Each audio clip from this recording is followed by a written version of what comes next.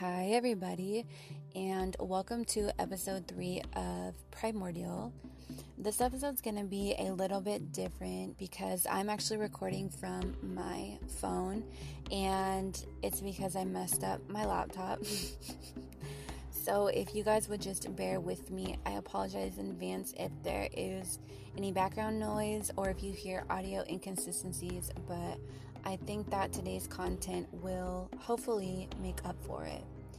And we are actually going to be covering a true crime case about the death of tech CEO Erin Valenti. And if you've ever heard about this case, then you know how strange it is. It feels like there is a lot of missing information, and I really feel for the Valenti family. But thank you guys for tuning in. My voice is a little bit hoarse today, so I apologize if it is unpleasant, but I think that you will find this case very interesting, and let's go ahead and get started. Erin Valenti was a 33, almost 34-year-old tech CEO. She grew up in Fairpoint, New York, and was the daughter to Agnes and Joseph Valenti. Erin was described as brilliant, spunky, creative, adventurous, beautiful, and courageous. She graduated from Georgetown University in business administration, specifically finance and international business. She studied culture and Chinese language. She also graduated with a beaming 4.0 GPA. Erin was a huge advocate fighting human sex trafficking and modern-day slavery. She'd volunteered for nonprofit organizations such as Not for Sale, and also volunteered in helping mentor refugee entrepreneurs through an international rescue committee. So it's quite apparent that Erin had a humanitarian side to her, which also shows in her work portfolio, which I will cover shortly. She had a very adventurous and curious spirit, enjoying rock climbing, hiking, and snowboarding, which I love because I really enjoy snowboarding. These were also activities that she enjoyed doing with her husband, Harrison Weinstein, who she'd met at 18 years old. It really seems like they had a great relationship with each other, as did she with her family, friends, colleagues, and employees. So Erin and her husband, Harrison, decided to move out of New York to Salt Lake City, Utah, in which she launched a very successful business called Tinker Ventures. But I'd like to cover her work experience profile because not only is it impressive, but I think it also points out that Erin had major connections. She worked as a venture capital investor and led investments in the communication and fintech sectors of Summit Partners, which is a billion-dollar fund. There, she managed a team of associates. After leaving Summit, she started a business called Skycrane, a springboard accelerator company and a work-for-hire marketplace. This was a business that followed and focused on underdog entrepreneurs, which in turn motivated her to launch another tech startup company in which she focused on creating events and resources for these underdog entrepreneurs. Upon exiting Skycrane, Erin began to work for Overstock, which, as you guys know, that is a huge company. She worked as head of product development, overseeing a team of 250 engineers, helping build the internal corporate venture capital group of Overstock, now called Medici or Medici Ventures. She led the first 5 best investments in blockchain companies and worked for companies such as Facebook, Skullcandy, Pearson, Live Nation, and Metro PCS. Erin was also an honored member of the Women's Tech Council, which she was scheduled to win an award at a couple of days after she had passed away.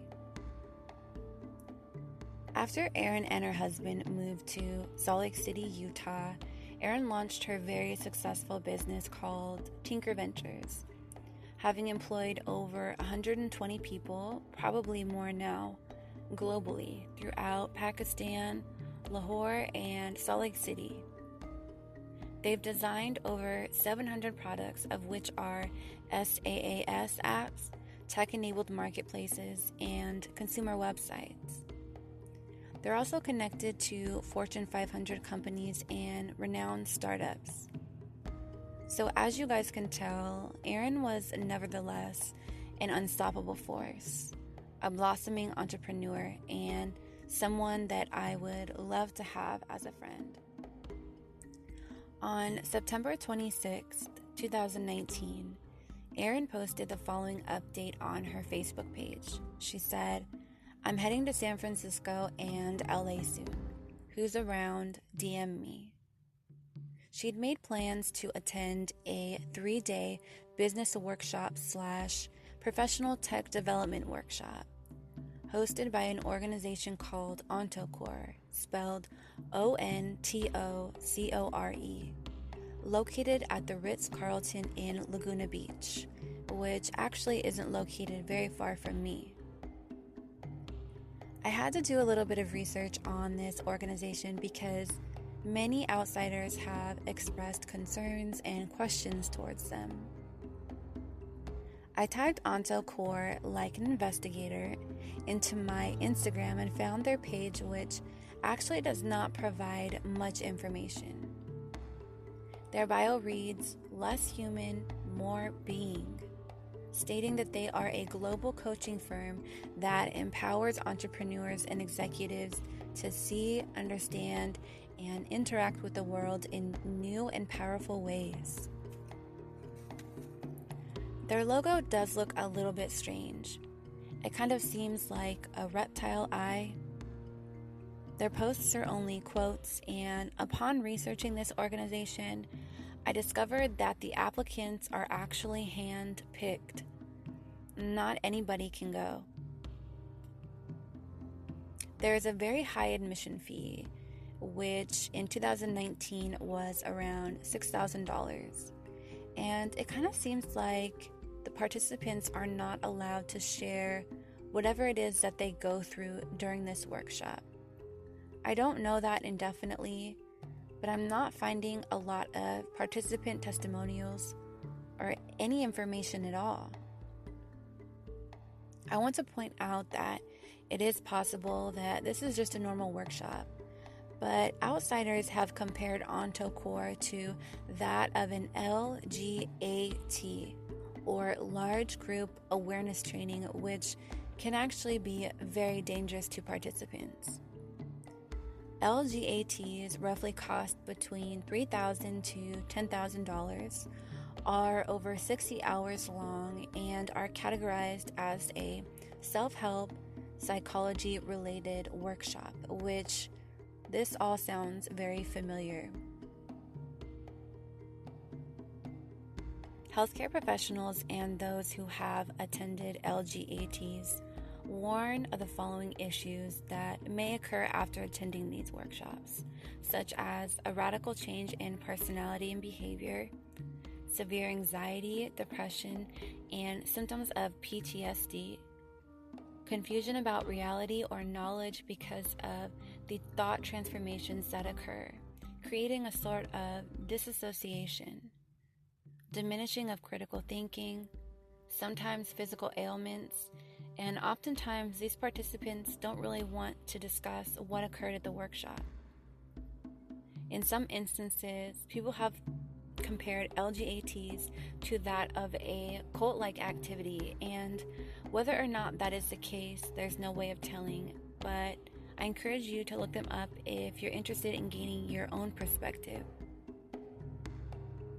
So after this event was over, Erin had planned on flying out to Silicon Valley, specifically Palo Alto, so that she could meet up with prior colleagues and friends. This is a part of the case where I start having a lot of questions, and it just feels like we don't have a lot of information. All that we know is that she made it there safely. We don't know who she spent time with. We don't know if it was a friend or a colleague. It's very possible that Erin's family knows this information, but I'm not too sure why it's not available to the public. All we know is that we fast forward to October 7th. This is the day that Erin was scheduled to fly out of Palo Alto and head back home to Salt Lake City, Utah. We know for sure that she had dinner with either a friend or a colleague. Again, we don't know the name, we don't know the restaurant, or anything. So that afternoon, Erin had left her get-together with an anonymous somebody. October 7th was also the date of her parents' anniversary, so they were also out to dinner. She wound up calling them when they were at dinner, and something weird started to happen. Though the conversation was normal at first, it started to get kind of bizarre. Her parents expressed that it sounded very disjointed and strange. She just wasn't making any sense. Erin expressed that she was having a difficult time locating her rental car, which was a 2020 gray Nissan Murano. Though she stayed on the phone with them and eventually found her rental car, she still wasn't making any sense. Her parents were confused and tried to stay on the phone with her to figure out what was going on here, but within this matter of time, she had also contacted her husband and multiple other people with the same weird conversational tone. At some point when she was on the phone with her mother, she said that she was going to miss her flight, that she was low on gas, and that her phone might die. She also made another statement which a lot of people are tying to a sort of conspiracy theory. She said, "It's all a game, it's a thought experiment, we're in the Matrix." And she proceeded to ask her family if they knew about this. At this point, everyone was gravely concerned and they were all in communication with each other. Everyone tried to stay on the phone with her, but kept losing her, and it was just chaotic. So as time passed on, Erin had missed her flight back home. And at this point, everyone was panicking. This was also the last time that they would be in contact with Erin Valenti. Immediately, everyone contacted the San Jose police, notifying them of what was happening. Her husband Harrison expressed the following. He said, "I would like to emphasize that this is extremely out of character for Erin. She is not foolhardy and would never intentionally be out of contact with her family. As a psychologist, I'm especially concerned about her last calls. They were confusing and disjointed." He elaborated that Erin has no history of being irresponsible, no substance abuse, no arrests, no mental health diagnosis, except for a thyroid condition. Mind you, her mother is a nurse and her brother is a doctor, and they can all back him on this statement. Not to mention, Erin is a CEO of a company, and she was scheduled to attend a tech award event just a couple of days later. Throughout the night, the police continued to try to contact Erin on her cell phone, and at some point they were successful, but they agreed that her conversation was disjointed and didn't make any sense. They also felt that she was with somebody else. The police did not file a missing persons report until 3 days later on the 10th of October, and this was really upsetting for the family, especially since they knew that the police spoke with Erin on the phone and knew that something was wrong. They stated that she is an adult and has the right to go off and do whatever it is that she wants to do. also expressing that in many of these incidents, the individual is often found and everything is okay. So, during this period of time, the family created a support Facebook page asking for help in any way that they could. Everyone flew to Silicon Valley to search for Erin, including friends, locals helped out, and people with drones helped on the search as well. A couple of days later, on October 12th, a friend who was helping with the search discovered Erin's car in a residential neighborhood half a mile away from her last known location.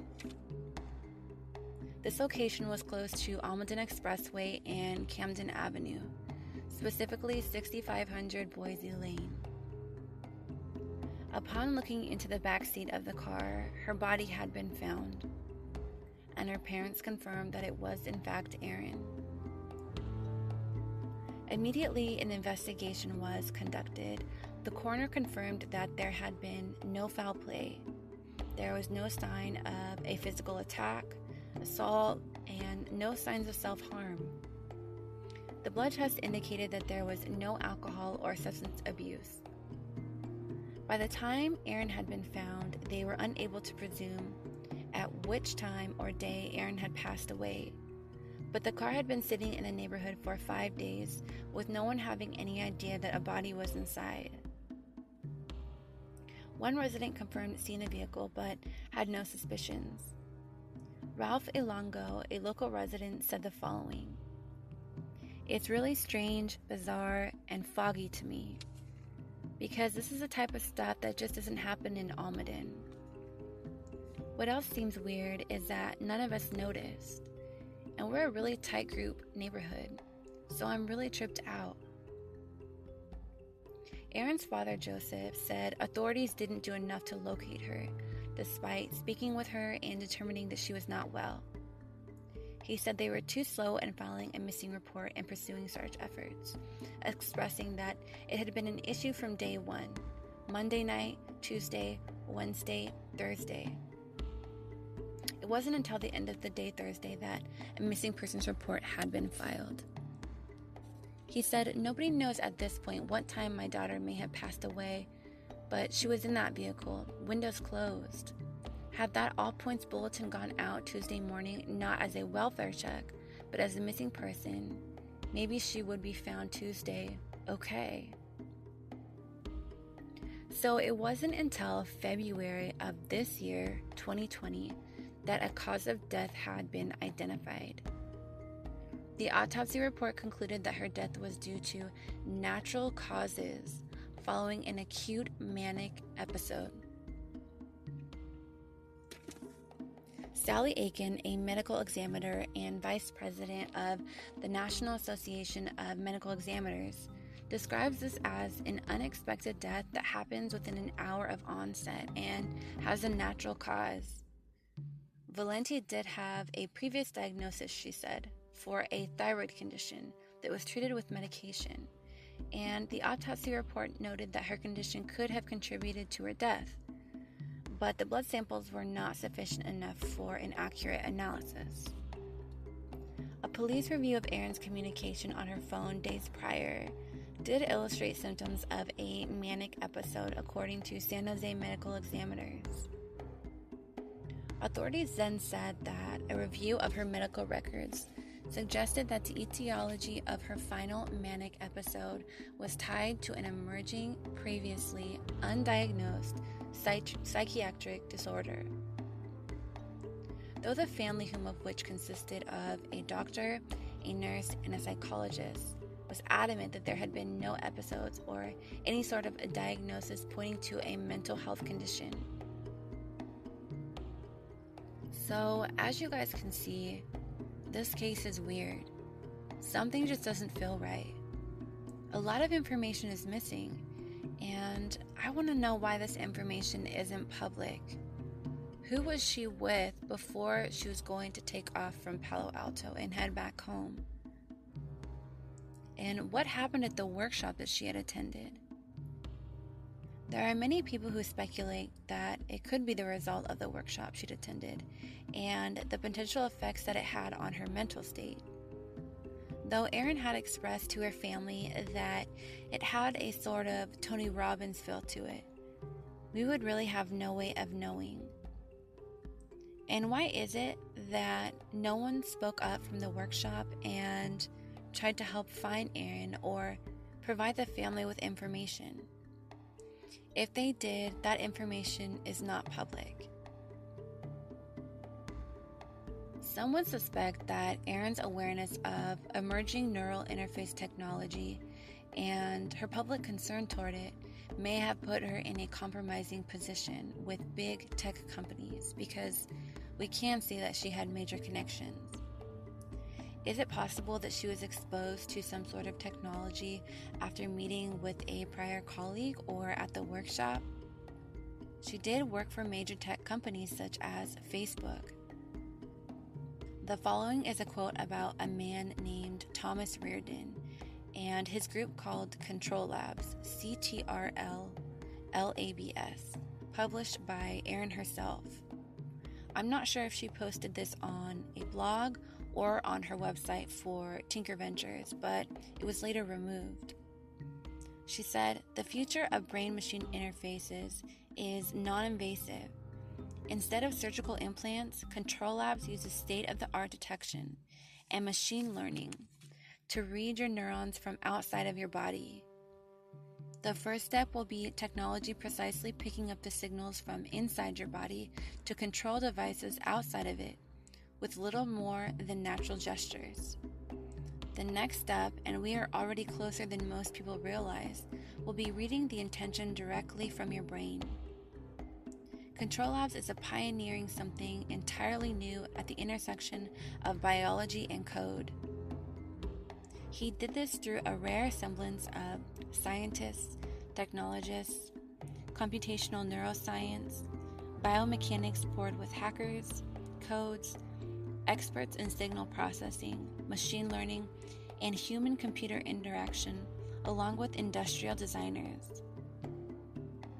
Oddly enough, in September of 2019, before this took place, Facebook acquired the neural interface from Control Labs for their mind-reading wristband, which this is the first time that I have ever heard of a mind-reading wristband. Did Erin's disjointed statements about a simulation relate to this or to some emerging technology? Somehow did it affect her thought process? Some major conspiracy theorists, and mind you, I don't want to put a negative connotation on conspiracy theorist, and it's actually a word that I really don't like to use too often because there is such a negative connotation to it. But as you know, Elon Musk, who's been featured on the Joe Rogan show, which is actually where I first heard him talk about this, you may be familiar with the simulation theory. And some like to correlate the simulation theory to something that Erin may have been exposed to, revealed to, and experiencing. Some believe that maybe she was unplugged from the Matrix, and that's why there's no proof of self-harm or a physical attack. In November of 2019, there was an eco-terrorist organization called the ITS, or the Individuals Tending Toward the Wild. They claimed that they murdered Erin along with another tech executive by the name of Tushar Atre. He was also prominent in the tech world and had recent ties to cannabis manufacturing, but a lot of people speculate that this was just a publicity stunt, and there really is no evidence or sign of a physical assault that would show that they did kill her. So this is it, guys. This is all of the information that we have. And it's pretty bizarre to think that this is what the family was left with, that Erin passed away from natural causes with no previous incidents occurring, no previous mental health history, only a thyroid condition. So as you guys can see, this case is just bizarre. there is so much information that is missing. So many names that we don't have, so many locations that we don't have, at least available to the public. It is possible that her family had this information, but I feel like it's kind of crucial to this case. Who was she with? Was she acting weird before? Were you concerned about her? Did this happen after the 3-day workshop in which she was actually performing mental exercises and learning some sort of mental techniques that we're unaware of? Though Erin did express to her family that the workshop had a sort of Tony Robbins feel to it, we really would have no way of knowing. And why did nobody from that workshop step forward and try to help with the investigation or help the family in any way? It's just weird, and I really feel for the Valenti family. But I will say that for the time that Erin was here, she was kind of amazing and a bulldozer. She accomplished so many things and helped so many people, and I'm sure that everyone is very proud of her.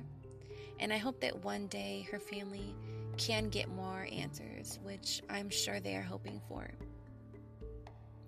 So that's it, guys. That is the case of Erin Valenti, and it's bizarre, right? You can understand why I keep thinking about it and hoping that more information comes out, but it seems like it was pretty conclusive.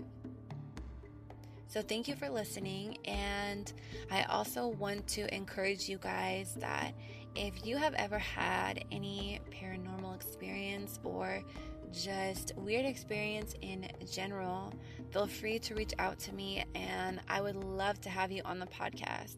You can just call me, we can record it, and that would be so cool. I think it would be awesome to get to know you guys and your thoughts on any of these cases as well. So feel free to reach out to me.